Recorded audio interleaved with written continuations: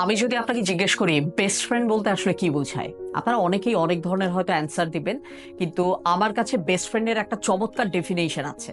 সেটা হচ্ছে একটা মানুষ যে আপনার সাথে আপনার মতো করেই কথা বলে, সেই মানুষটাই মূলত আসলে আপনার বেস্ট ফ্রেন্ড।